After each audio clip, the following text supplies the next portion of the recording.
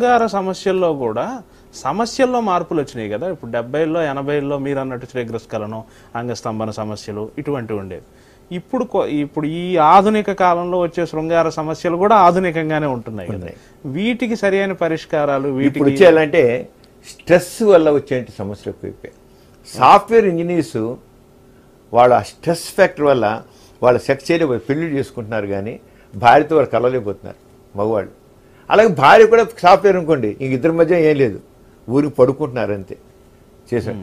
Software engineers ఎవరైతే నిజంగా కమిట్గా సిన్సియర్గా చేస్తున్నారో, ఎవరు చేయవలసి వస్తుందో వాళ్ళు చాలామంది సెక్షువల్గా వీక్ అని కొరం కాదు. వాడికి ఎవరైతే ప్రాజెక్ట్ ఇచ్చాడో వాడు నీవు వారం రోజులు ఇది ఇవ్వాలి నాకు అంటాడు. ఇక్కడేమో ఈ తీసుకున్న వీడు ఓనర్ ఉంటాడే ప్రొపరేటర్, వీడేంటి నువ్వు వారం రోజులు నువ్వు తయారు చేసి నాకు ఇవ్వాలంటాడు. వారం రోజులు తయారు చేసిన వీడికి అందులో స్కిల్స్ తక్కువ ఉన్నాయి చాలా మందికి. చదువుకున్న డిగ్రీ ఉన్నాయి కానీ స్కిల్స్లో చాలా మందికి.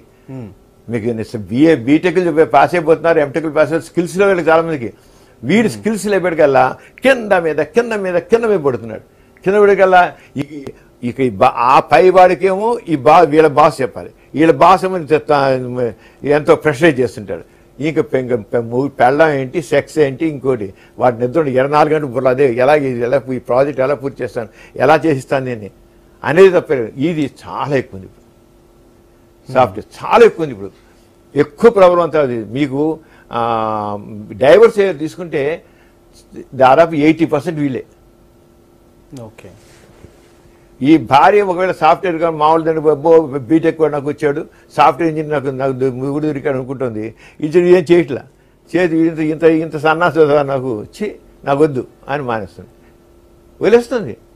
చాలా పూర్వకాలం కంటే ఇప్పుడు పూర్వకాలం పడు ఉండేవాళ్ళు, ఇప్పుడు ఆడపిల్ల పడు ఉంట్లా.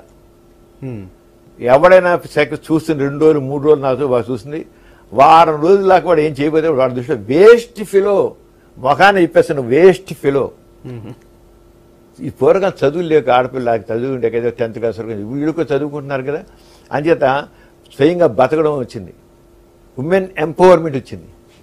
ఈ ఉమెన్ ఎంపవర్మెంట్లో సమయంలో కొంత విశృంఖలత్వం కూడా వచ్చింది కదా.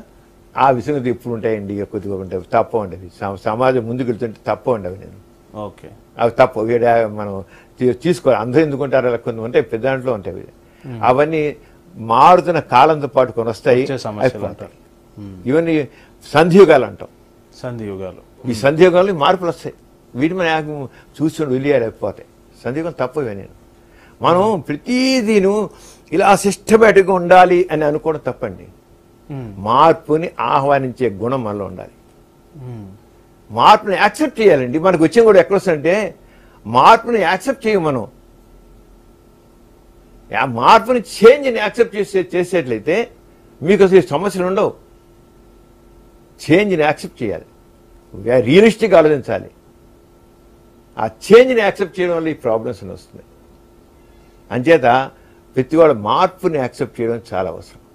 చేసే సమస్యలు ఉండవు. మార్పు ఎప్పుడైతే యాక్సెప్ట్ చేస్తాం, లేకపోతే ట్రెడిషనల్గా ఆచారాలు సాంప్రదాయాలు ఈ చెదాన్ని బూజు పట్టేసిన బుర్రలు ఉన్నాయే, చెదలు పట్టేసిన బుర్ర, ఆ బుర్రతోనే ఎంత మనిషి పక్కన పారేసి మనిషి డైనమిక్గా మారాలి, రీజనబుల్గా మాట్లాడాలి, ఎనర్జెటిక్గా మారాలి. ఈ సమాజాన్ని మార్చగలని ఉండాలి. నేను హ్యాపీగా ఉండాలనుకోవాలి, సమాజం హ్యాపీగా ఉండాలని చెప్పాలి. Please do subscribe to iDream and hit the bell icon. Please subscribe to iDream. iDream ni subscribe cheyandi. Hi, this is Nidhi Agarwal. For more videos, please subscribe to iDream. And please subscribe. Please subscribe to iDream channel and subscribe. Press the bell icon for more updates. Subscribe to iDream.